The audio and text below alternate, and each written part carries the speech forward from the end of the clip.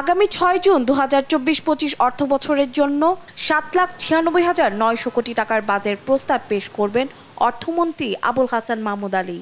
মোটামুটি স্পষ্ট, আসছে বাজেট হবে সংকোচনমূলক। বৈশ্বিক পরিবেশ, ডলার সংকট, অসাধু ব্যবসায়ীদের অতি মুনাফা লাভের প্রবণতা, জলবায়ু পরিবর্তনের প্রভাবে ফসল ও সম্পদের ক্ষয়ক্ষতি সহ নানা কারণে দেশের অর্থনীতি যাচ্ছে চাপের মধ্যে দিয়ে।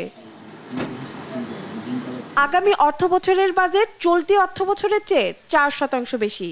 এই বাজেটের প্রায় 40% ব্যয় হবে ভর্তুকি, সুদ পরিশোধ এবং সরকারি কর্মকর্তা কর্মচারীদের বেতন ভাতা বাবদ।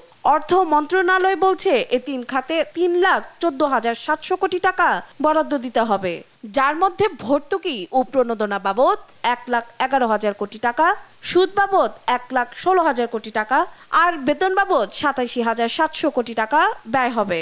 গেল 5 বছরের রাজস্ব আয়ের তুলনায় মজুরি, পেনশন, ভর্তুকি ও সুদ বাবদ ব্যয় শুধু বেড়েছে।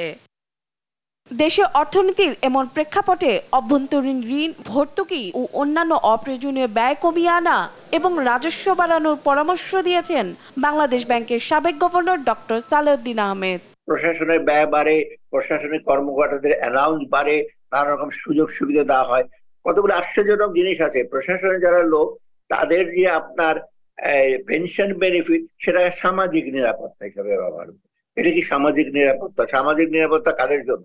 যারা দুস্থ, বিধবা, প্রতিবন্ধী, তাদের জন্য সামাজিক। আর কাঠামোগত সমস্যার কারণে এসব খাতে অর্থ ব্যয় বেশি হচ্ছে বলে মনে করেন অর্থনীতিবিদ ও সাবেক গভর্নর ডক্টর আতিউর রহমান। একটা কাঠামোগত সমস্যা।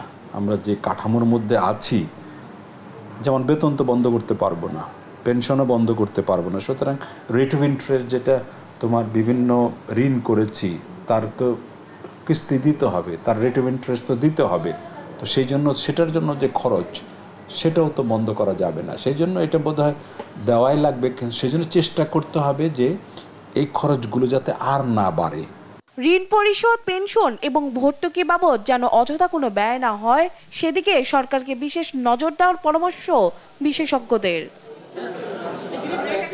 আমেনা প্রণামী, দেশ টিভি, ঢাকা।